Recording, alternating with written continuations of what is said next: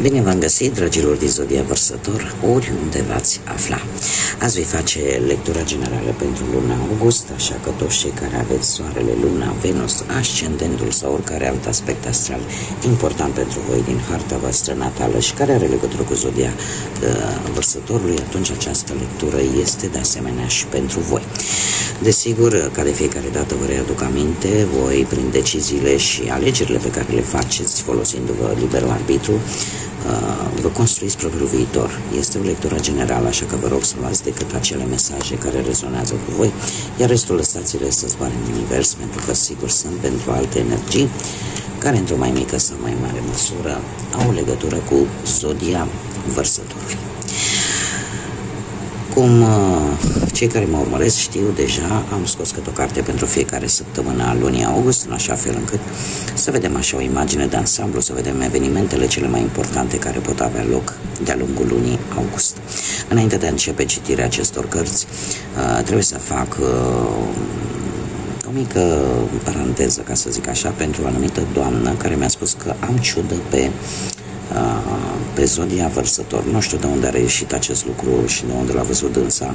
Faptul că m-a făcut și cucoana apelativul ăsta nu mă definește, nu că aș avea ceva împotriva acestui cuvânt, dar nu mă definesc ca fiind o cucoană. Definiția o poate găsi și dânsa pe Dex, pe dicționarul explicativ al limbii române, să vadă mai exact ce înseamnă acest apelativ, dar lăsând asta la o parte, faptul că dânsa a considerat că eu sunt partidară și că am ceva cu Zodia Vărsător, i-am spus-o și în mesaj, o spun și public. Mama mea era în Vărsător, o persoană pe care eu am iubit-o foarte mult, nu am de ce să fac diferențe între zodii. Fiecare zodie are atât părți negative cât și părți pozitive. Asta nu înseamnă că dacă dânsii nu i-a convenit un anumit mesaj sau mai multe mesaje care au apărut în lectura pentru Zodia Vărsător, asta denotă faptul că eu aș avea ceva cu această zodie. Nu am absolut nimic cu niciun fel de nicio zodie. Cărțile ce mi-arată eu, aia vă comentez și asta, mesajele astea vi le transmit. Așa că am o rugăminte, doamna, dacă mă ascultă, îmi pare rău că nu i-am reținut numele, să înțeleagă că aceste comentarii sunt total inutile și n-au absolut nici un sens. Și am încheiat paranteza, trecem la prima săptămână a acestei luni august și avem căpița de fân care ne vorbește de karmă. Karma se pare că își va arăta fața, își va arăta pe anumite aspecte ale vieții, se va întâmpla ceva karmic. Ce înseamnă asta? Că se va întoarce moneda, da? Până acum a fost cu o față, se va întoarce și pe cealaltă față, în funcție de fiecare cum și-a drămuit viața pe un anumit plan al vieții, da? Poate să fie pe parte profesională, financiară sau sentimentală. Deci karma va avea un cuvânt de spus chiar din prima săptămână pe unul din aceste aspecte ale vieții. Avem Taurul în a doua săptămână, care vine cu un îndemn, și acela de a nu întoarce spatele oponenților voștri, inamicilor voștri. Arătați-vă puterea și forța pe care voi o aveți. Nu este momentul în a doua săptămână să arătați slăbiciunile voastre, mențineți-vă pe poziții în fața celor care au un comportament ca de inamici, sunt rivalii voștri. În a treia săptămână avem pe cineva care va încerca să se bage oarecum între voi și un prieten sau între voi și o altă persoană pe care voi vă doriți. Poate în viața voastră, așa că mare atenție. Este cineva care își cam bagă nasul unde nu prea-i fierbe oala. Și a patra săptămână avem Balanța, poate să fie o zodie sau poate să fie pur și simplu vorba de un echilibru, care vine de asemenea cu un îndemn, acela de a-ți păstra în viață întotdeauna echilibru, de a fi echilibrați în decizii, echilibrați în modul de a gândi, echilibrați în modul de a acționa. O situație care poate veni în viața voastră și care cere acest lucru în mod special. Da? Să nu fiți părtași, să țineți apărarea poate decât la o persoană, să fiți echidistanți cam în tot ceea ce faceți, atât în felul în care acționați, cât și în felul în care luați deciziile, da? La sfârșitul lui august. Haideți să vedem ce ne spune tarotul, cu ce vine pentru voi, dragilor din Vărsător, în luna lui august.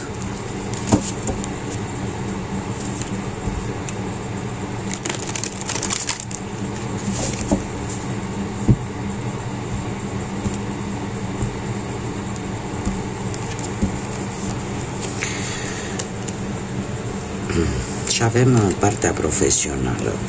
Voi ați trecut printr-o perioadă destul de zbuciumată la nivel profesional, nu știu, ori că ați pierdut locul de muncă, ori că ceva s-a întâmplat, că ați tot căutat și n-ați găsit.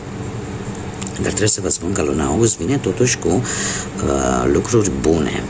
De ce? Pentru că avem acest cavaler de bâte, nu știu dacă zodiile de foc vă spun ceva pe planul ăsta al carierei profesionale, pe planul muncii, berbec, leu, săgetător, dar acest cavaler de bâte mie îmi spune că vor veni schimbări majore, majoritatea din ele pozitive, ori că veți găsi poate un job diferit față de ce făceai înainte, da, cu o acțiune diferită, sau pur și simplu puteți găsi un job unde efortul fizic este mai mare, da? Nu veți munci mental foarte mult, va fi mai mult o muncă fizică. De asemenea, acest cavaler de bâte poate vorbi de un rival la locul de muncă, cineva care e foarte greu de combătut. De ce? Pentru că în primul rând are energie, are posibil și o ușoară aroganță, cineva care nu renunță la ceea ce își propune. Deci nu va fi ușor. Sau poate chiar voi sunteți, mai ales cei care aveți un ascendent într-o zodie de foc, berbec, leu, săgetător, să fiți foarte înverșunați și să nu vă lăsați răpuși de orice inconvenient ar apărea la muncă sau în general în viața voastră profesională. A doua jumătate a lunii august vine cu nas de monede, cu o șansă, o oportunitate destul de bună, unde va depinde destul de mult de voi și de ce veți face voi ca să dezvoltați această șansă, această oportunitate relaționată cu munca. Asul de monede vorbește de acea mișcare promițătoare, da? Acea veste unde voi puteți obține un job care să vină la rândul său la pachet cu o nouă responsabilitate, cu o nouă activitate, dar depinde foarte mult de cum veți manevra voi această șansă, această oportunitate. Dar ea va veni. Mergem mai departe, de să vedem pe plan financiar. Dragilor, pe plan financiar lucrurile au fost destul de echilibrate, aș spune. Din punctul ăsta de vedere, am aici și niște zodii de apă, rac, pești sau scorpion, care pot avea oarece influență sau legătură cu viața voastră financiară, cu banii. Aș zice că finanțele de moment au fost destul de echilibrate. Prima jumătate a lui august, cu această regină de cupe, îmi spune că o veste bună pentru a soluționa o anumită problemă la nivel material sau pentru o soluție bună pentru a îmbunătăți partea materială. De asemenea, se pare că o persoană, o energie, va fi foarte importantă pentru voi pe partea asta materială, relația, mai bine zis, cu această persoană, care poate să fie, nu știu, că e un asociat, un coleg, un familiar, care să vă poată ajuta. Deci va apărea o relație importantă pentru voi. Acum, cealaltă jumătate a lunii lui august vine cu acest 5 de spade. Ar trebui să fiți atenți, în primul și în primul rând, să nu cheltuiți pe lucruri care nu au valoare foarte mare. probabil, dar și dacă o veți face și rămâneți în faza asta un pic cu banii pe minus, mie mi-apare gândul că veți vrea să vindeți ceva ce nu mai folosiți.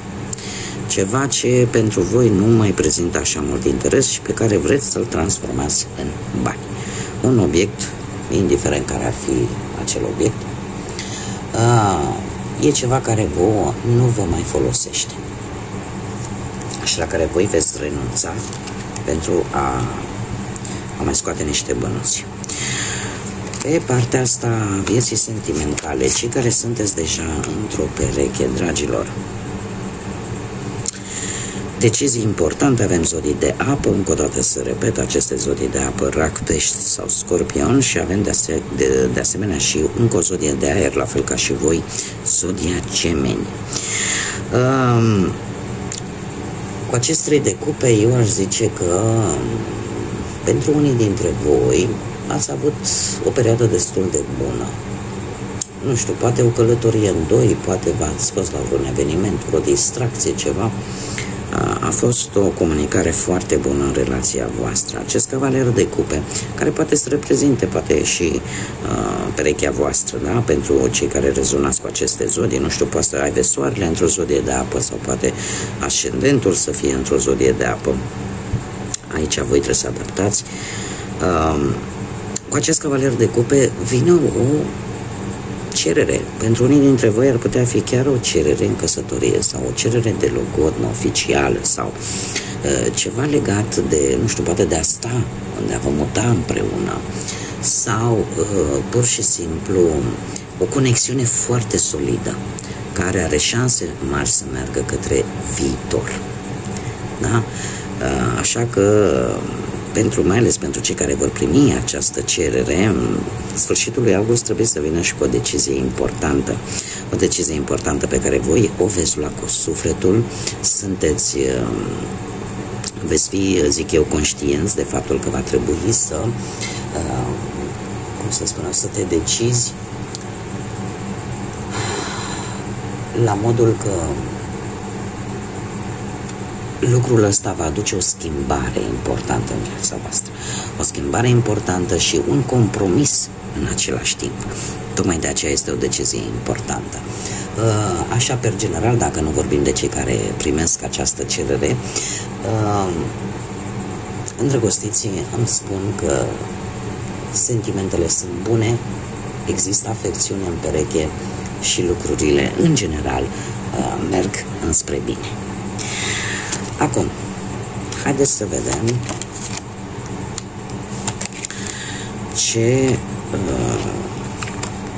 ce vine pentru cei singuri în viața lor sentimentală. Și avem zodii de pământ aici. Ce frumos, ce frumos. Avem o zodie de pământ, Taur, Fecioară sau Capricorn. Cineva care are o situație materială bună și chiar dacă e mai greu de urmit, pentru că tocmai are această stabilitate, poate să fie și un pic mai morocănos, așa, o energie mai morocănoasă, dar prima jumătate a lui august pentru voi anunță un început foarte pasional. Un început de relație în care atracția fizică va fi la cote maxime. E posibil chiar să aveți și o întâlnire foarte fierbinte, ca să zic așa. Și faptul că a doua jumătate a lui august vine cu un as de cupe de data aceasta, dragilor, eu zic că vine dragostea și pe strada voastră. Vor fi sentimente reciproce și începutul unei relații pline cu toate ingredientele se apropie de voi. Există aceste, dar prima oară va fi în chimia dintre voi. Abia după aceea încep și partea asta sentimentală, emoțională să spună cuvântul. Așa că numai de bine, dragilor, numai de bine.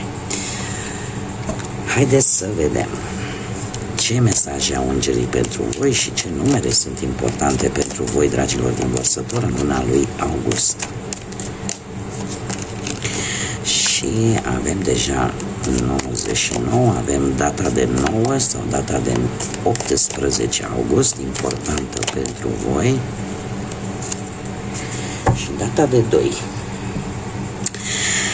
Dragii mei dragi, haideți să vedem. Se pare că este timpul să realizezi misiunea sufletului în viața ta. Ai un scop superior în această viață care e doar pentru tine și e gata să se împlinească. Asta îți va, cum să spun eu, îți va desface adevărata ta putere. Sunt curajos, sunt curajoasă. Faptul că avem cifra 9, mie asta îmi spune că de asemenea poate să fie vorba și de ceva karmic, așa cum bine am văzut încă din prima săptămână. De ce? Pentru că vei recolta ceea ce tu ai semănat până acum. Apare necesitatea de a se închide anumite capitole pentru a se deschide altele noi și faptul că e timpul să realizezi care este misiunea ta în această viață este deja un nou început, un nou mod de a vedea lucrurile, de a vedea viața. Poate să fie cifra 2, poate să fie data de 2 august, care ne spune că trebuie să aveți deja un mare talent de a găsi soluții. Și asta prin naturalețea intuitivă și imparțială care îți permite să vezi toate acele laturi al oricărei situații. Iar asta te va ajuta să dai sfaturi altora, iar rezultatul să fie mult mai drept și mult mai benefic. Sunt diplomată. Probabil că data de 2 pentru voi va aduce o situație în care diplomația și modul în care comunici va fi foarte important. Acum, la voi este bine știut faptul că de-aia vi se spune și rebelii sau revoluționarii zodiacului, pentru că, în general, vă plac lucrurile drepte, cinstite, nu vă place să fiți înlănțuiți, mai ales cei care aveți atât soarele cât și ascendentul sau alte planete importante în aceeași zodie, în zodia Vărsătorului. Un alt mesaj general pentru voi, dragilor, avem castelul de coral, care spune în felul următor: trăiește cu intenția și cu scopul ca acțiunile tale să fie aliniate cu cele mai profunde valori și dorințe ale tale. Este un îndemn, mi-a mai apărut, cred că la alte 2 zodii, nu știu dacă nu mă înșel, nu știu dacă la Taur sau la Fecioară, nu vreau să mă înșel, dar ideea care este că trebuie să aliniați atât ceea ce voi vă doriți în interiorul vostru, adică una e ceea ce gândești, aia să faci, și alta e ceea ce gândești și să faci altceva. Da? Cumva trebuie corelate, trebuie aliniate aceste dorințe, aceste așteptări pe care voi le aveți în interiorul vostru. Cumva trebuie să le scoateți și să acționați în consecință pentru a obține ceea ce voi vă doriți. Da? Nu gândim una și facem alta. Cam asta ar fi sfatul. Acum, haideți să vedem ce ne spun și zarurile astrologice pentru dragii mei din Vărsător în luna lui august. Ce vine pentru voi? Ei, și-a căzut chiar zodia voastră, zodia Vărsătorului. Aici avem pe Saturn și avem casa 12. Casa 12 ne vorbește de acel ceva superior pe care nu-l putem controla și care de multe ori ia controlul propriei noastre vieți. Aș zice că sunt situații în care lucrurile nu se văd foarte clar. Lucrurile nu se văd foarte clar și faptul că îl avem și pe Saturn ne vorbește de lecții de viață. Lecții de viață, cum bine am văzut, vorbim de karmă și vorbim de lucruri care e posibil să le tot repetați și tocmai din această cauză că sunt anumite situații în care practic parcă nu vă învățați lecția și atunci repetați aceste lucruri de ceva vreme. Faptul că cumva universul, divinitatea, destinul preia controlul, asta îmi spune că vor exista anumite situații în care tu va trebui să-ți învingi anumite temeri, să-ți învingi, să deprinzi, mai bine zis, acea înțelepciune de a trece peste ceea ce este dificil și poate de a învăța să aștepți sau poate să vezi părțile pozitive, chiar și din lucrurile mai puțin pozitive, din lucrurile negative, și în felul ăsta să-ți îmbunătățești și să reușești pe o lungă perioadă de timp anumite deziderate, anumite dorințe pe care tu le ai acolo în sufletul, în mintea ta. Faptul că a ieșit chiar zodia voastră nu mă miră, este o perioadă în care trebuie să rupi acele paradigme, să rupi acele, poate, obiceiuri, tocmai pentru că în felul ăsta veți învăța lecțiile care trebuie să le învățați. Ce pot eu cu certitudine să vă spun? Că sunt lucruri pe care voi le faceți în mod repetitiv și ele nu se vor finaliza atâta timp cât voi nu veți schimba ceva, cât voi nu veți arăta universului, divinității, cui vreți voi, în funcție de ce credință aveți, că v-ați învățat lecția. Da? Adică, nu știu, dau un exemplu tâmpit acum sau foarte simplu. Păi dacă eu, de exemplu, m-a furat unul, mi-a rupt poșeta sau mi-a smuls-o de pe umăr, că o țineam decât pe un umăr sau, nu știu, un exemplu destul de pueril pe care eu l-am dat acum, data viitoare, nu, o să țin poșeta într-o altă manieră sau îmi iau niște măsuri de siguranță, pentru că dacă o voi lăsa cum am lăsat-o și înainte, risc să se întâmple la fel. Adică dacă nu schimb ceva într-o anumită situație, acea situație riscă să se tot repete la nesfârșit, până când îți vei învăța lecția, până când vei face acea schimbare esențială și necesară în același timp. Eu aș spune că de obicei, în mare parte, voi ca și zodie aveți momente, perioade în care nu prea sunteți dispuși să acceptați ușor un sfat sau o dojană sau, da? Și asta pentru simplu motiv că nu vă e frică că sunteți diferiți, nu vă e frică că sunteți văzuți într-un mod total diferit față de ceilalți, doar că de multe ori, uite, sunt situații în care trebuie să schimbați ceva în atitudinea voastră, în modul poate în care faceți lucrurile, în modul în care acționați, în modul în care vedeți viața. Cam asta îmi spun mie aceste zaruri. Bun, dragilor, cam atât am avut pentru voi. Eu vă mulțumesc pentru atenție, vă mulțumesc tuturor pentru sprijin prin intermediul like-urilor, distribuirilor, comentariilor și vă doresc să aveți un august cât mai liniștit, să aveți parte de multă înțelepciune și să faceți lucrurile cum e mai bine pentru voi. Așa că până data viitoare, numai bine și să fiți iubiți!